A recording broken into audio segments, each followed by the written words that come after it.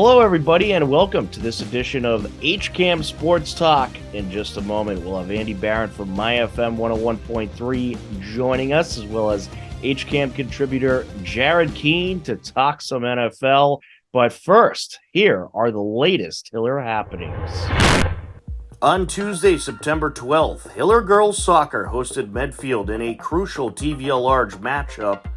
Peter Thomas and myself, Tom Nappy, on the call. It's a Burt whistle. Airs it out. Georgie rushing in. And just cleared away. Still at the top of the box. Turned around. Shot it! What a good shot from Marin O'Connor. Marin O'Connor with the strike. Georgie did what she had to do to bring the ball down. The keeper was off her mark. Marin O'Connor, the ball lands at her feet. She collects it, turns real quick, throws it into the upper left corner. A beautiful strike, and that's the way you get the game going. A little energy for your team, Tom. Absolutely. He's saying the same thing. Get it out of the middle. Central on the far side. Pass over by Fotini. Recupero looking to put on the moves. Attacking, and the shot by Georgie. Yes! What Wonderful. a setup! So Madison Recupero to Georgie Clark. I almost said Sophia Recupero. That's her older sister. Madison Recupero to Georgie Clark. That is a textbook dribble drive.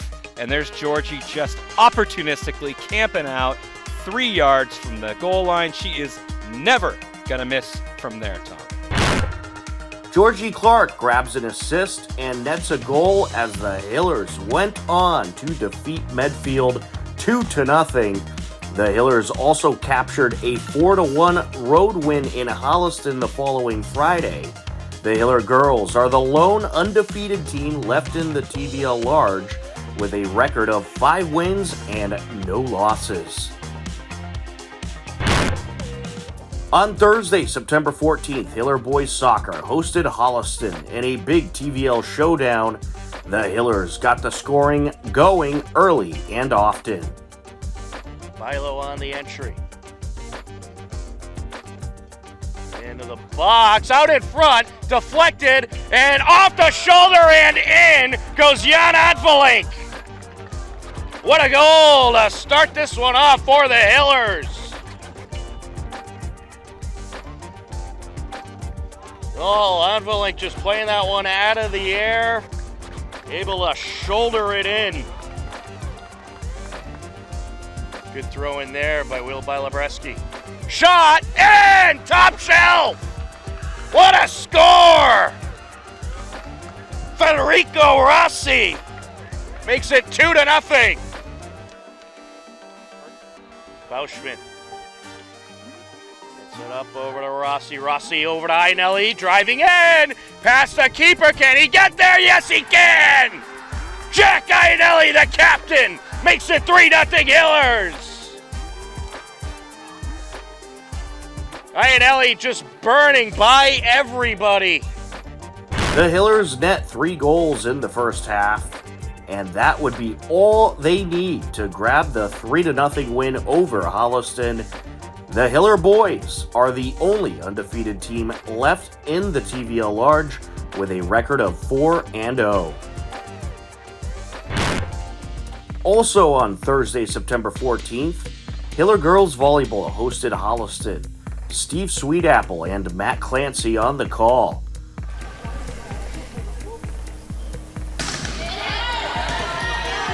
Hebert, Gabby in the middle, Sophia. A double hit. All right. That's it. Hopkins takes the first set, 25-19.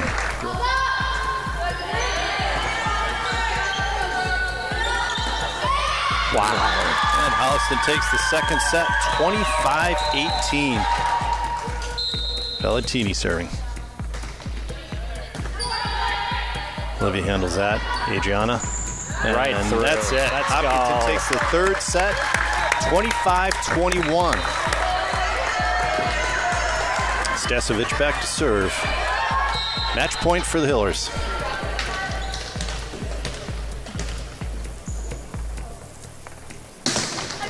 Knuckleball, Adriana. Nice job, ladies, to keep That's that alive. it. Cammie just found the kept hole. it in. And that's it. Hopkinton takes the fourth set, 25-18 for a 3-1 victory over the Holliston Panthers. The Hillers pick up the win over Holliston 3-1. The Hillers are now 3-1 on the season. Hiller football was on the road Thursday night to take on Algonquin. The game took place at Westboro High School due to field repairs at Algonquin. A big thank you to Karen Henderson and Westboro TV for capturing the action. First quarter, Julian Rivard connects with Nick Pedroli for a long touchdown.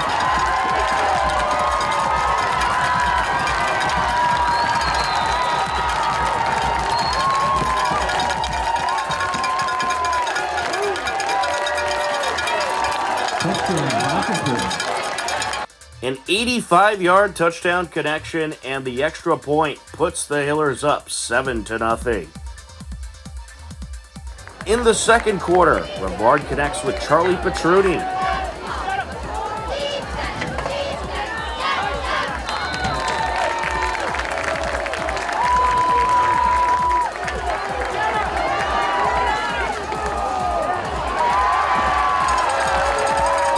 Going to be a touchdown for Hopkinton.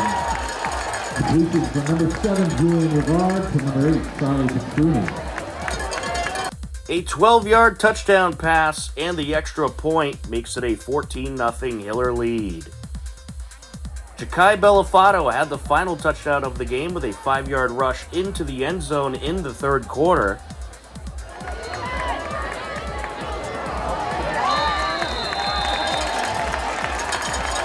Number 2, Ja'Kai Bellafato into the end zone for a touchdown for Hopkinton. The Hillers took the game 21-14 and improved to 2-0 on the season. You can watch the entirety of the game on our YouTube page, youtube.com/HCAMTV. The Hillers will be at home for their next game on Friday, September 22nd, where they will host Newton South. Hiller Girls Field Hockey hosted North Attleboro on Friday, September 15th. The Hillers struck in the first quarter. Out in front, and it's popped in. Saniti Waduthantri. Good start for the Hillers. Take the 1-0 lead at 14:08 left to go here in the first quarter. Durante sends it in. There's a shot, and it's in. Looks like a deflection off the keeper, and Camille Perloff has the second Hiller goal of the afternoon. A 2-0 Hiller lead heading into the second quarter. Hillers looking to attack. Out in front. Deflected and put in. That was some good teamwork to score that one. I believe it was Abby Burke who came up with the goal. 3-0 Hillers heading into the third quarter, and they added another. Waduthantri. Nice pass to Perloff. Shot! Count it! Great setup by Waduthantri. Perloff pops it in. Hillers end up taking the win 4-1 over North Attleboro. The Hillers improved to 2-1 on the season.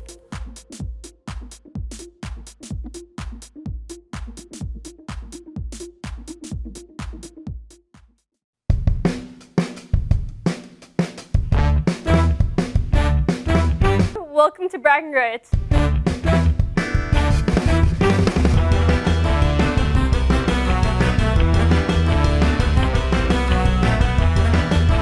Well, actually, just the glory. Spiders? Do we have spiders? Wow, this team is on a roll. Okay.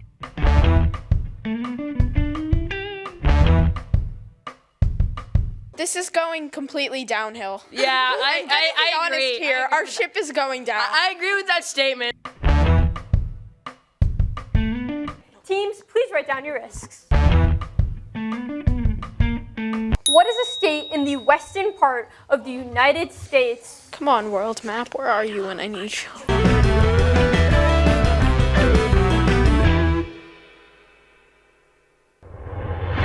Hello, everybody, and welcome into this segment of HCAM Sports Talk. Tom Nappy here, and we are joined by Andy Barron and Jarred Keene. Fellas, how are you? Good, Tom. How are you? Hey, Jarred. Oh, What's up, guys? It's just fantastic on this lovely Monday we're having out there. All kinds of rain. We are recording this on a Monday, so we will we'll have our NFL picks, but we will not be picking any of the games that involve a Monday night team. So you can find that.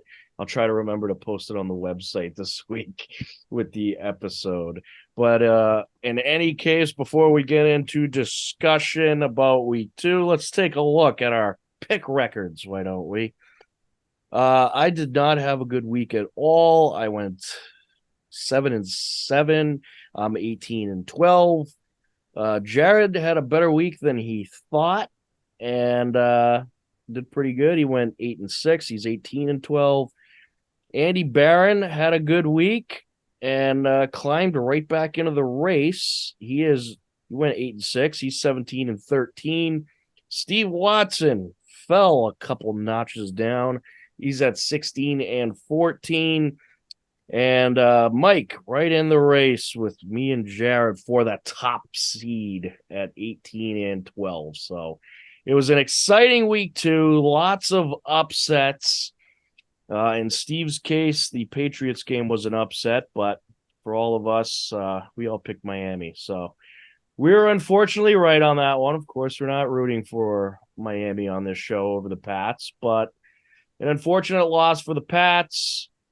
And guys, I mean, I'll just start off with this thought. It was a game that I did not think they deserved to win. They certainly didn't play good enough. The offense wasn't great. They couldn't move the ball much, especially against the Miami defense that just gave up 30+ to the Chargers. You figure they'll be able to do a little bit more than that. But the one thing I'll say is these refs need to put the whistles away. Some of the calls in that game were pretty ridiculous. A lot of ticky-tack calls. And I feel that the Patriots on a couple calls, they didn't get the best treatment. I'll just leave it at that. But I think the refs had a direct impact in that game. And I'm not saying they determined the result, but I hate to see any game with the refs having an impact like they did in that one. But let's get your thoughts from this week 2 Pats-Dolphins game. Andy, go for it. The team's just not good enough, plain and simple. Okay? Now, I know you and Steve are at this game. I don't even know what to say anymore, really. They cannot win games playing 50%. This team has to play to win games at 100%. They cannot make mistakes. They're not good enough to overcome anything that they do. Too many penalties. The offensive line was terrible. They're giving up. Raheem Mostert had a huge game. Jalen Waddle's running up and down the field. I mean, I'm just not interested in this team. Nobody on this team gets me excited. Maybe the one person who has been really good in these first 2 games has been Hunter Henry. He's having a terrific season so far. But, guys, like, what are we doing? Can I add to that? What about Christian Gonzalez? Christian Gonzalez has been good. He has been good. No question about it. But, guys, what are we doing here? Really? Like, this team's not good enough. This is a must win this week. You cannot lose to the Jets. Not with Zach Wilson. And how much would have having a receiver like DeAndre Hopkins or someone that you could rely on, that would have helped big time in this game. They had Jacoby no one Myers out there they could rely on. Oh, yeah, Braxton Berrios. What was wrong with him? Right. He fits in really well with that system because it's all about Tyreek Hill, who, by the way, the Patriots do a pretty good job with Tyreek Hill, but I always told you it's Jalen Waddle and it's the other guys. And Braxton Berrios killed this team. They are who they thought. Nothing really surprises me with the Patriots. They're a mediocre team at best, and they will be for the rest of the season. Who we thought they were, and we let them off the hook. Well, yeah, but this isn't good enough. Like, we are 4 years removed from Tom Brady. I want to start seeing some progress. I'm not seeing it. I agree. Jarred, go for it. Where do I start? Andy's right. This team just isn't good enough. You can say what you want. You can try to look to positives, but this team collectively, as a whole, is not good enough to overcome making mistakes. You had to play a perfect football game last night to beat that team. And the second you let out of that, you're toast because you don't have the ability to be able to battle back from that. The offense was inconsistent. I actually thought our D played pretty well in containing Miami's offense. Tyreek Hill didn't exactly go off. Jalen Waddle had a pretty nice game. But again, we were in the game despite a lot of inconsistent play. I give a lot of credit to Miami's defense. I thought Miami's defense played really well. And obviously I think a big point in the game was, we had some momentum after the field goal block, come down, score a touchdown, and then you let Raheem Mostert bust through the line for like a 40-yard touchdown, like right after that. Yeah, why is Raheem Mostert, of all people, running all over the Pats? That bothered me a lot. He's got good speed. He's got good speed, man. He can fly. But yeah, no, I mean, I agree. Mike McDaniel's a good coach too. Really knows how to coach it up. So Tua's the real deal, guys. Okay. Yeah. This guy stays healthy. Again, I don't think Tua played out of his mind. I don't think Tua played out of his mind last night by any means. But yeah, no, I mean he's a good player. You think the Pats had the first down in that last sequence in the game? It was I think they did. It was damn close. It was damn close. But doesn't it have to be indisputable video evidence to overchange the call? Because it wasn't. And it reminds me back that Pats Chiefs mess years ago. What year was it? 2020? No. So was that with N'Keal Harry, right? That whole play? Yeah. Where they didn't rule it a touchdown, so they couldn't overchange it. But in this case, shouldn't that have worked for the Pats, where you ruled it a first down and you don't really have indisputable evidence, so that should have been a first down? Why? Just let it go. Let it go. I mean, if it's that close, whatever happened to 20, 30 years ago, that's a first down. They just say, nope, we're playing. Put the whistles away. Yep. I'm sick of watching these games where the refs have a direct impact. Put the damn whistle in your pocket and leave it there unless you see something blatant or egregious that for a sure is absolutely worth a flag or worth a call. I mean, we didn't lose that game last night because of the refs. Yeah, I mean, that last call was crap, and the refs were inconsistent last night, but we didn't lose that game because of the refs. Right. We made mistakes, and again, you're not going to beat Miami by making mistakes. But I agree. They didn't lose the game because of the refs. I'm not saying that. But what I am saying is I'm sick of refs being the center of the discussion. I feel you. I don't want to see that in any game, let alone a Pats game. Can these guys hang on to the ball? For God's sakes, enough. This is basic football. They're carrying around like a loaf of bread. What do you think's going to happen? Hold on to the ball. It's so infuriating to watch. Was it Smith-Schuster who had another drop yesterday? It's just there was a couple bad drops. They're not good enough. There's nobody on this team, maybe besides Hunter Henry, who I think is a very good tight end. But I'm talking about a game-changing player. We don't have one, and you need one. Why do you think these teams, some of these good teams, for example, I don't know, Tyreek Hill, he's a game changer, right? You got to know where he is all the time on the field. Yep. Okay. Cooper Kupp, game-changing player. Patriots don't have that. They don't have that. Period. Not at all. And it's funny you mention that, though. I think Ramondre Stevenson has potential to be that guy.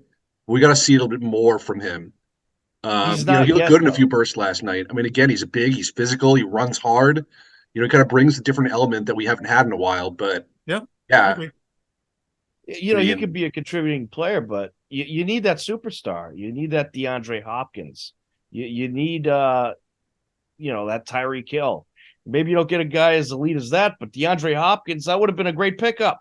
Hey, DeAndre Hopkins isn't exactly killing it so far this year, so I know, but you get what I'm saying. It's just like you need an impact player, and maybe he's not so far this season, but I'm sure he will. I'm sure he'll have his games. not with Tannehill at QB. Tannehill stinks. Yeah, that's another problem. Is Tennessee still won that game. I mean, the Chargers. That was a wild game. That was a crazy game. Yeah, but guys, this is not going well for the Patriots, and they're staring down a potential 0-4 start. You're not recovering from that. Well, you got the Jets, right? That's a game you got to win. You have to win. The Jets next week. You have to win. If you don't beat the Jets, you're done. I'm giving up. You're done. You're going to be awful. I'm not completely sold on Dallas, and Dallas toasted the Jets this weekend. Toasted them. What, 30-10 or something? Yeah. The Jets were bad.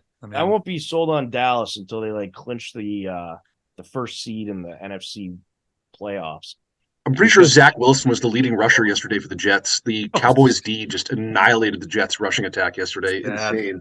You cannot lose. Tom's right. You cannot lose to this team.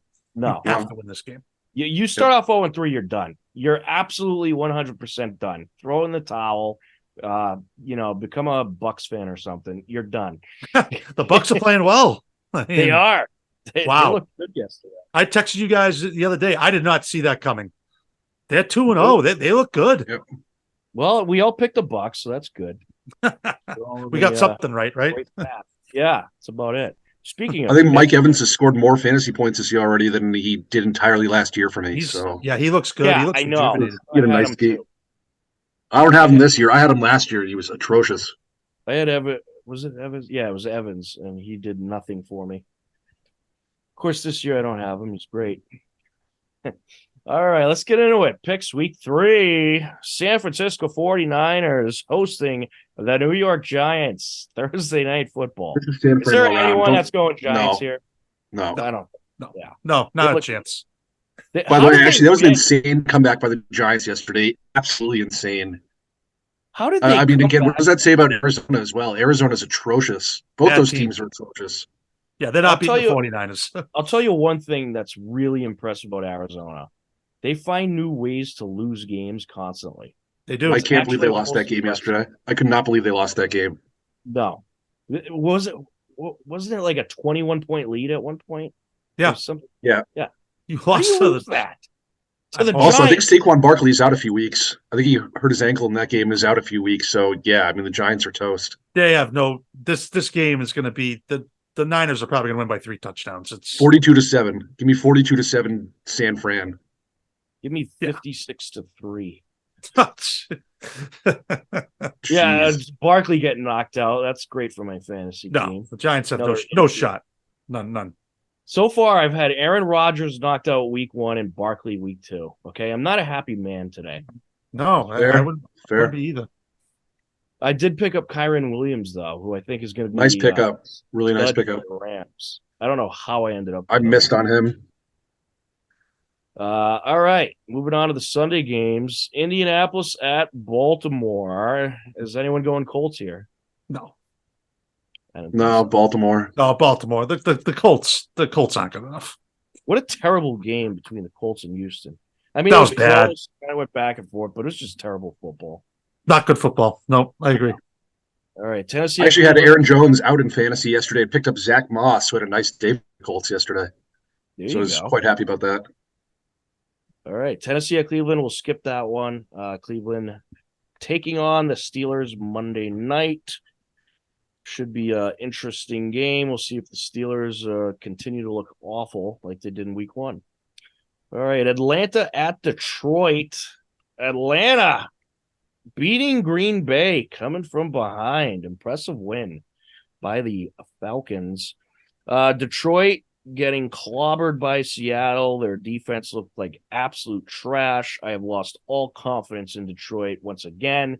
Give me Atlanta in this one. Jarred, who you going with? I'm going with Detroit. I think they bounced back this week, and I'm not fully sold on Atlanta. I think Atlanta, again, that division is wide open. So you really never know with those teams in the NFC South, but I'm not fully sold on Atlanta. And I think Detroit can bounce back. I mean, that was kind of a tight game. I mean, the Seahawks, found a way to win yesterday. It was a great game, actually. But, yeah, give me the Lions. Yeah, I have to agree with you. Seahawks finding a way to win. It was a very high scoring game, as expected. Kind of wish I clobbered the over more, but that's a story for another day. Andy, who you going with? I'm going with Atlanta. The Lions did not look good this week, and Atlanta has impressed me. They've played well. Got to give them credit, and I think they'll continue it this week as well. One thing we all said heading into the season is the NFC South could be the most boring division in football. Throughout the first 2 weeks, it's one of the most interesting divisions in football. Yeah, it is. You got the Saints, right? You got the Saints who look really good week 1. We haven't seen them week 2 yet. You have Atlanta who's 2-0, and now Tampa. Look at Tampa's right in there. They're looking good. Yeah. NFC South could end up being the biggest sleeper ever. Could be. The Saints are playing Green Bay. We'll hold off on that one. Houston at Jacksonville. I guess we'll go around. Jacksonville. Is anyone picking Houston? No, Jacksonville. In a matchup of the terrible, Houston took on Indianapolis and lost. So I think they might go maybe like 1-16 or something like that. All right. This is an intriguing game. Denver at Miami. Denver, Russell Wilson probably had the best game he's had as a Bronco, but they still found a way to lose to Washington. Washington battled in that game hard, man. Washington did a lot to battle back in that game. I give them a lot of credit. Again, a lot of credit to Sam Howell, rookie QB out of UNC. What a job he did leading them back. I mean, Brian Robinson had a nice game, though, at running back, but yeah, what a win for Washington. They might be legit. Also, I'm going Miami there. Oh, yeah, I'm going Miami as well. Andy? Miami. Listen, guys, I think Miami could be a serious threat to win the AFC. Although Jalen Waddle, I think, is in concussion protocol and probably won't play this week, so that's something, but they're still better than the Broncos. The Broncos aren't winning that game. No. I'll tell you what, though, I'm expecting a high-scoring battle. I think this game's going to be, ridiculous. It's going to be hot down there, too. It's going to be hot and humid. It's what Miami likes. Here's a riveting matchup. Chargers at Minnesota. Oh, this is a tough one. I feel like Minnesota has all the pieces but can't really just put it together, and they're just failing miserably. As far as the Chargers, they lost to Tennessee and kind of a matchup of, I guess, playoff-worthy teams, but still mediocre at the same time. I'm going Chargers in this one. I don't have a lot of faith in the Vikings. Andy, who you going with? I'm going to take the Chargers as well, even though I think this game's 50-50, because I don't know what team's going to show up, but this is a massive game for both these teams. You drop to 0-3, you're done. Yep, I have to agree. Jarred? I think this is the hardest game to pick of the weekend because both those teams are so inconsistent. They can look so good, yet so crappy. Mm-hmm. That being said, I am going to take the Vikings. Kirk Cousins looked pretty good on Thursday against the Eagles. Jefferson is obviously a difference maker, but I think the big thing for the Chargers is Austin Eckler back this week? I think he missed the game yesterday. They had Josh Kelly starting at running back. Obviously Eckler being out again would be a huge factor. Yeah, again, a weird game. Again, I wouldn't be surprised if the Chargers won, but I'm taking the Vikings. All right. 2 for the Chargers, 1 for the Vikings. New England at New York Jets. I am kind of... I'm not taking the Jets. I refuse to take the Jets. I'm taking the Pats because they're in a desperate situation. It's a must-win. Wilson did not look good at all against Dallas. The Jets didn't look good as a whole. They got clobbered. So I don't start their defense week 1 in fantasy. That cost me the week. And then I start week 2, and that probably cost me the week. Isn't that great? So give me the Pats. I hate you, Jets. Go Pats. I hope they finally get a win. They desperately need it. Jarred, we know Pats you're by a taking New million. England. Pats by like 10,000 in this game. As much trash as we just talked about them at the beginning of the show, Pats by a million this week. You got to win this one. I mean, come on. If you don't win this one again, you're toast. You're absolutely I don't know. Andy has a weird smirk on. Andy, are you about to take the Jets? Oh God! Don't even tell me you're going with the Jets. No, I am taking the Patriots. I'm going to take the Patriots, but I'm not confident. I can tell you. I mean, this is probably going to be a field goal game. Fair. I think it will be close. 14-10 game. How close were their games last year? Mac Jones. Close. They were close. Yeah, they both were pretty close. Yeah. And it's a division rival, so yeah, Pat's in a close one. All right, the final of the 1 o'clock games: Buffalo at Washington. Washington looks very good right now. What an impressive win they got! Come from behind win against Denver. That's pretty impressive. Got to give them credit. I'm a little torn on this one, so let's start off with Andy. Who you going? I'm going with Washington. Nice. I think this is a trap game for the Bills. I think Washington is legit. It's going to be at home. Listen, this Washington team has rejuvenated themselves. They have a new ownership. They have new direction. You can tell. It's a sneaky, tough place to play. I think this is a trap game for the Bills. I'm going with Washington. I like it. Jarred. I honestly want to take Washington. I kind of like this Washington team. They kind of feel like the Lions to me this year from last year in terms of picks. But I am going to go with the Bills because I think the Bills found some rhythm on offense this weekend. I mean, again, the Raiders' D is not great, but I think when the Bills get in rhythm offensively, they're tough to beat. You know, I think they really found some rhythm with Josh Allen. Gabe Davis had a nice day yesterday.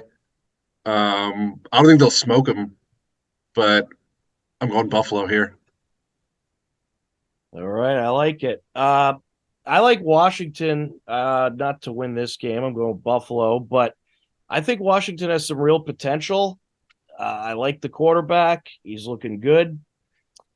But so far they've beaten Arizona and Denver. And with Buffalo, you're talking about a different caliber of team. So I don't think they're at that caliber just yet.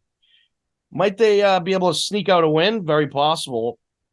I think this game will be a close one, but I think the Bills take it. And it won't surprise me if it's like a 27-24 kind of game. This is a rematch. I think this could be a sneaky good one. Super Bowl rematch from 1991 with Buffalo and Washington. Very true. Perhaps that'll be the Super Bowl this year. Hey, it could be. You never know. Who was the quarterback for Washington then? Was it Doug Williams? Mark Rippon. Oh, it was Mark Rippon. That's right. Yeah, that was a darn good. That Washington team was loaded talent. The NFC East was loaded. Well, the Bills had such good teams too, with Andre Reed and Jim Kelly and Thurman Thomas and Bruce Smith. I mean, those Bills teams were loaded. They just could never get it done. Right. 4 years in a row, that poor city. Imagine that. You go to the Super Bowl 4 years in a row. And you unbelievable. One. That is just it's incredible. Really. You almost don't want your team to go to the Super Bowl at that point because you know they're just going to lose. Just ran into better teams. They just ran into better. Was just loaded. Loaded with talent. Oh, yeah. All right, 4 o'clock games. Carolina at Seattle. We'll skip that since Carolina's in action Monday night. Dallas at Arizona. There is not a chance I'm going with the Cardinals. Give me the Cowboys, who through 2 weeks look very good. Are they going to end up being very good? Possibly. But definitely Cowboys. Anyone going Arizona here? No. Not a chance. It would be funny if Dallas lost this game, though, to Arizona. Be hysterical. Because it's just typical Dallas. You know, this is a typical Dallas trap game. But no, I'm not. They're not losing to Arizona. That'd be great. You shut out the Giants. All right, it was like 40-7. Was it? And you lose to Arizona, and then you get a great win against the Jets, and then you lose to Arizona. I wouldn't be surprised if Steve takes Arizona. So he probably will. I think Steve knows better than to take Arizona. I'm just gonna mark it for Arizona. Come on, Arizona. I won't. That's brutal.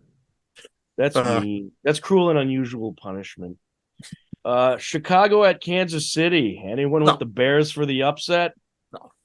No shot. Kansas City played well yesterday. They did. Yes, Yeah, did. no, the Their Kansas D City played well. I mean, they held Jacksonville to 9 points. Yeah, Yeah. that was a legit offense too. The Chiefs aren't losing this game. I was surprised to see the Chiefs defense look that good against a good, what I consider to be a pretty good Jags offense. For sure. Chris Jones just changes everything on that defense. He does. I mean, he's so good. He's a difference maker. All right, Sunday Night Football is Pittsburgh at Vegas. We're going to hold off on that since Pittsburgh is in Monday night action. Next week, Monday Night Football, another double dose. How many of these do they got? There's a few of them this year. Yeah, it's a few of them. You like the Monday night doubleheader? I do, but they should separate the games a little further. Do an East Coast game 7:15, 10:15 West Coast. Yeah, why can't they cater to the West Coast at all? Was it tonight 7:15 and 8:15? Yeah, it's too close. They're on top of each other. You got to watch both at once. Yeah, it's too close. Yeah, I'm leaning towards Saints Panthers, but I don't know. I don't know. Steelers Browns could be really interesting tonight. Could be. Oh yeah, could be. That's a big game, I think, division wise. A huge rivalry. Yeah. Pittsburgh could be in real trouble if they lose that. All right, Philly. Browns D is good too. I wouldn't be surprised also if the Browns put on a good defensive performance tonight. Yep. Philly at Tampa. This is going to be a interesting matchup. I think this has trap game for Philly written all over it, and I'm going to take the upset special here. I'm going Tampa to take down Philly next week in a close one. My upset special. Give me the Bucks. Andy, who you going with? You took the words right out of my mouth. I'm going with Tampa as well. I think this is a trap game. It's a weird place to play down there. It's on Monday Night Football. It's going to be hot. It's going to be humid. That's my pick of the week. I'm going with Tampa. I knew it. That's why I went first. Jarred, who are you going with? I'm actually going to go with Philly for the exact reason that you guys are going with Tampa. This, again, feels like a trap game to Philly, but I think in that sort of reverse weird psychology, Philly is actually going to do work and take it to Tampa. So I'm going Philly here. All right. I like it. That would have been funny if we all went Tampa and all lost. I'm not sold on this Tampa team. I don't know. 2-0 is nice. But, I need to see a bit more of it. I mean, Baker Mayfield, we'll see how he deals with a defense like the Eagles. I'm not sold on them either. I mean, it was only Chicago they beat, who I think has big potential to be a mess. But they did beat Minnesota. That was Minnesota, and they beat them on the road. That's impressive. Tampa still has some really good receivers. Mike Evans. I mean, they still got some really good players. Godwin, he's still exactly. Great defensive players too. They drafted really well defensively. They got a lot of good new guys. Right. All right. The second part of the Week 3 Monday Night doubleheader. Rams at the Bengals. The Bengals desperately need to win, and I've picked them every week so far, and they have burnt me. And I just think they're going to win this one, I hope. Because if I'm picking them a third time and get burned, I might not pick them the rest of the season. But this is a must-win game for Cincinnati, especially in that very tough AFC North. This is a game that they should win. The Rams' true colors got revealed, I think, against the 49ers last week. And you're at home, so I think this is where you kind of turn things around and pick up the win here. But the Rams, I don't know what to expect out of them yet, because you had one lopsided performance in favor of the Rams in week 1, and then in week 2 you had a lopsided performance the other way. So I think they're going to be a very up and down team, but give me the Bengals in this one. Jarred, who are you going with? Keep in mind, though, the Rams obviously played maybe the best team in the NFC this weekend, and one of the best teams in the league. So I don't know if you can really judge on that. I like the Bengals. The Bengals are a popular pick for me. I don't know how to pick this game because of Joe Burrow's status. I have Joe Burrow in fantasy. I don't know if you guys saw he tweaked his calf injury yesterday. Could definitely be out next week. If he doesn't play, that's again a huge change. All right. I'm going to take the Bengals if he plays. If he doesn't play, I'm going to go for like a tie.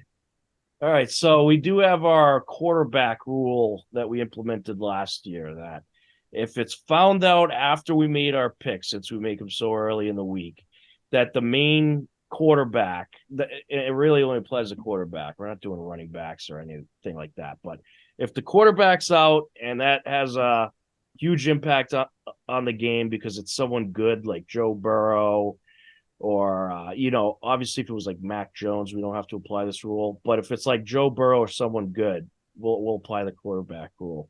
And we won't count the pick. So, Andy, who are you going with?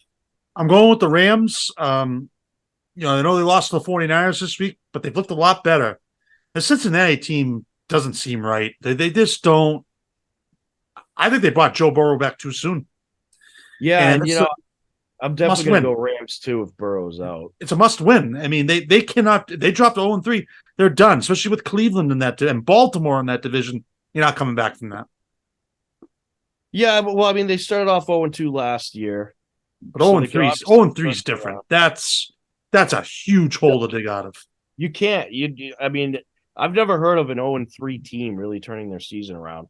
I haven't either. It's happened to 0-2 teams as Patriots, exemplified by the Bengals and the Patriots, and 0-1. By the way, first time 0-2 since 0-1. Isn't that crazy? That is incredible. Really, it just goes to show you just how good this team has been for so long. But that was the past. This is the future, and future's not looking very good right now. No, certainly isn't. A lot of boos I heard in Foxborough last night, and they deserve it. Sorry, but they was one of them. Yeah, well, no surprise there. What was Steve doing? Was Steve booing at all? No, he was crying. I was trying to get the bringing Zappy chant started. I think a few people went along with it, but yeah. And that game was boring too. It wasn't. It was an exciting game. It was the first time ever at a Pats game. I closed my eyes for 5 minutes because it was that boring. Especially towards the end of the first half, where like nothing was happening. 10-3. I mean, these are games that I used to watch in the early '90s or listen to them on the radio. It's boring, just making mistakes. I mean, oh god, it's terrible. It really is. Well, this team is not going. They weren't even as boring because it's like you expected them to get beat, right? So you almost knew like it was possible, and when the game was even close, you were excited because they barely won. Okay, before we wrap this up, when this team goes like 0-4, 0-5, what is going to happen? Because you can't continue to keep going in this direction. Someone needs firings.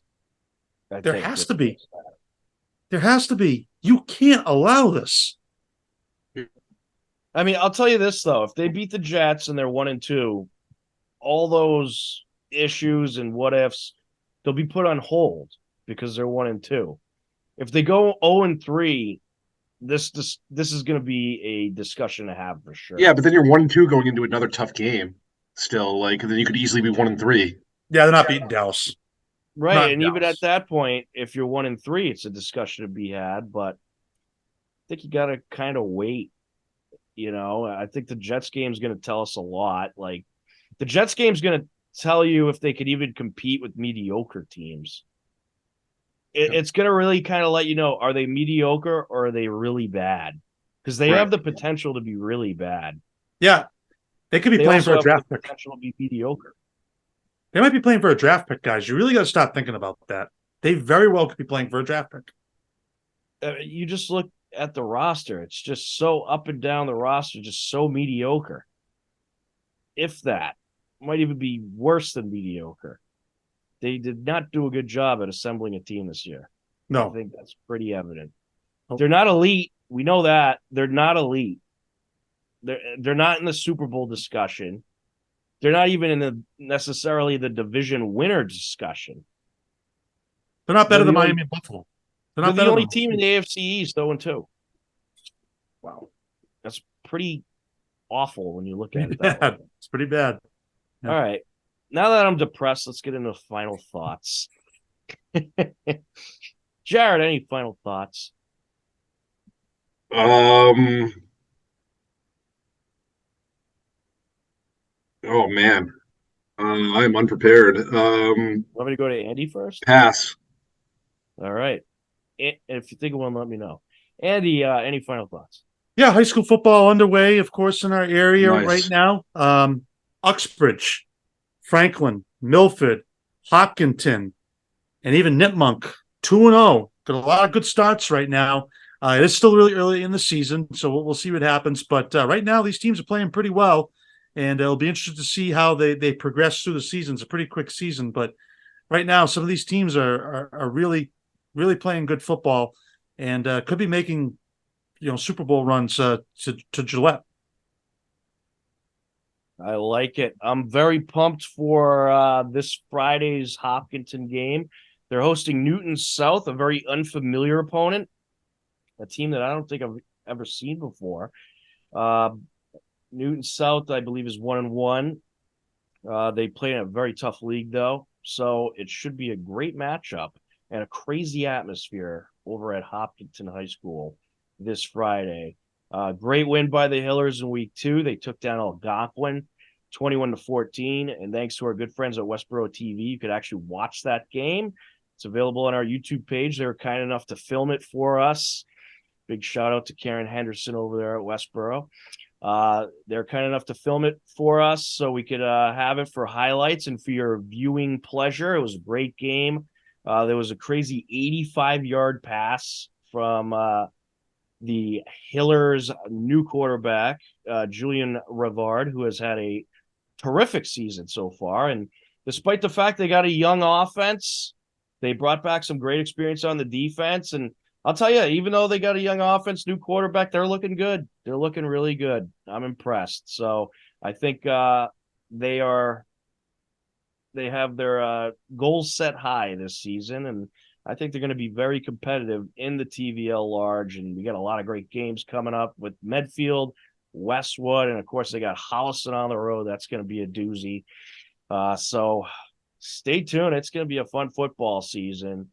And also got to give a big shout out to the boys and girls soccer teams of Hopkinton, the only teams in their respected TVL large divisions still undefeated. So it's been a tremendous fall season so far for Hopkinton. Really, everyone's doing good. The boys team is 4-0. The girls team is 5-0. Field hockey's 2-1. Girls volleyball is 3-1. So it's been wonderful. So tune in. Hopkinton Hillers Sports. You can check out our broadcast schedule on our website, hcam.tv. But unless you guys have anything else, I think that's about it. Oh, one more thing. I'm going for one. Oh, no, go for it. Okay. We got Women's professional hockey coming to Boston. Nice. Wait, who? Women's professional hockey is coming to Boston. 6 teams will be coming to it's going to be Boston, New York, Minnesota, Montreal, Toronto, and Ottawa will be having teams. Should be a great league start. We mentioned that in the Buzz this past weekend, but I could barely hear you over the torrential downpours outside. I know. Sorry so I about thought you that. said Bruins professional hockey coming to Boston. I was like, women's. Yeah, there's women's. That's great. So Yep. what's the team called? They haven't named the team yet, That's awesome. but that's a big step. Good. It's going to be a lot of fun. That's awesome. And you know what? There's a lot of great girls high school hockey players that I've gotten the chance to covering Hopkinton, Dover, Sherborne. There's some tremendous talent out there. So I'd love to see a women's team. I'll go check out some games. Jarred, anything from you? Yep. I would say besides around March or kind of early spring, this is an extremely amazing time for sports television, finally, after a little bit of a lull in between college football, NFL. Obviously, you guys know I watch a lot of Premier League soccer. I got different shows starting up. I got Survivor coming next week. Just a great, I guess, Survivor's in sports television, but just a phenomenal. Obviously, got baseball postseason coming up soon. And I don't know if you guys saw that Colorado State game this weekend, but that was electric. I'm glad Absolutely you brought that electric. Insane. Absolutely insane. That was unbelievable. Colorado was in big trouble and stormed the field as a 24-point favorite, which has drawn a lot of whatever. And the Colorado State safety getting death threats for the hit on Travis Hunter, which I think was a dirt hit. I don't think you should be getting death threats. Nobody should be getting death threats, but that was a dirty hit. Again, that was electric the other night, and just a great time to watch some sports right now. Prime time coming through again. Yeah, that was a tremendous finish. That was absolutely electric. Unbelievable. I don't know how Colorado State blew that lead, though. Like, seriously. They're up, 19? 30? Was it 19? Yeah, they were taking it to them. They looked really good. And then Colorado just turned it on. Unbelievable game. There's been some great college football games so far. Yeah. Some very entertaining stuff. Oh, and then big shout out to the Missouri kicker. 61-yard field goal for the win. Win the game. That was amazing. And I'm trying to think of who they were playing because now I'm having Kansas State. That's it. Yep. What a kick. That guy is going to be in the NFL, no doubt. That was a bomb. That was an absolute bomb. They were setting it up at the 50, and I'm saying to myself, no way this guy makes this kick. Bangs it right through. He could have possibly made it from 70. It was an unbelievable kick. But, football in full swing, fall sports in full swing. It's a good time to be alive. But that is going to wrap it up for this edition of HCAM Sports Talk. For Andy Barron from MyFM 101.3, HCAM contributor Jarred Keene, I'm Tom Nappy. We thank you for watching. Take care, be well, and we'll catch you again next Wednesday at 5:30 right here on HCAM. Goodbye, everybody. On Tuesday, September 5th, Hiller Girls Soccer opened their season at home versus Ashland. It was a scoreless game heading into the second half. Ball on the far side. And a good steal there by Kulkarni. Here's Georgie. Clark putting on the moves. There's a shot. And that's in! Georgie Clark! I wasn't even sure if that went in. That was a tough angle. That was an amazing individual effort, but it did start with Oniga. She took the ball down. She got it to Georgie. Her back was to the goal. And yet she found a way to turn. And as she's sliding to the turf, she puts it on the ground, near post. What a gorgeous shot that was.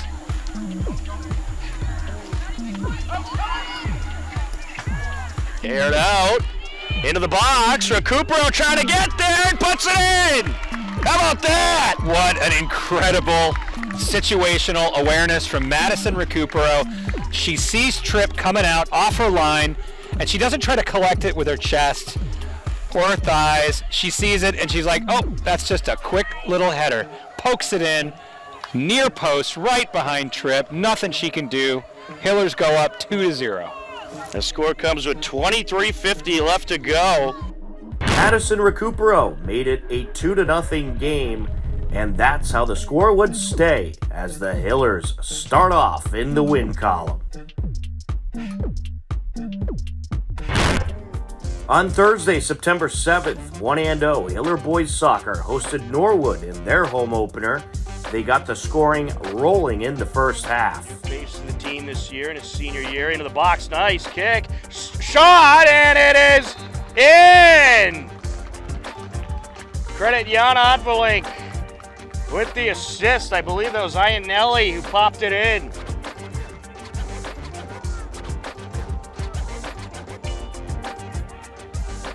Iannelli leaves it over for Bauschman. Approaching to the net, takes it, yes! Zachary Bauschman makes it 2-0. Lalu sends it back over to Bauschman. Good pass, looking for a shot, and it's popped in! Joshua Kim, the freshman.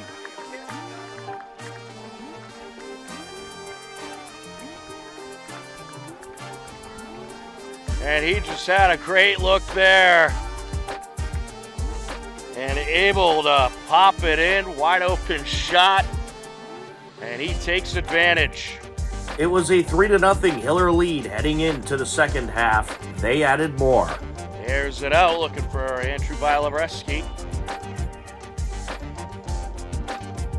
Breski with the cross, and Ionelli with the goal.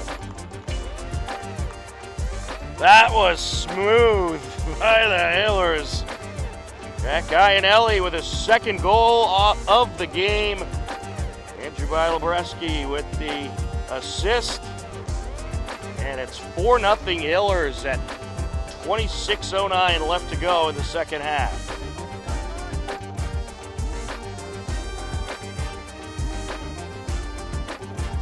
Count it! Andrew Bilo gets the job done. 5-0 Hillers.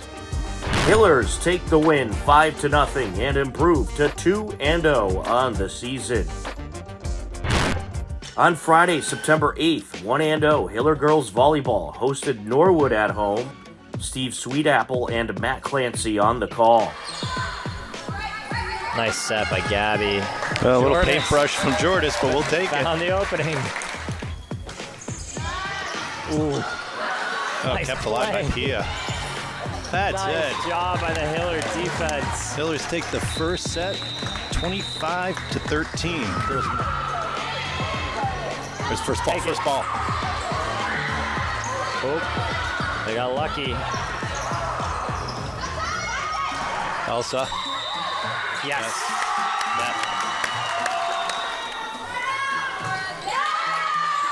Adriana. Nice pass. Boom. Nice swing. Boom, baby. Nice swing.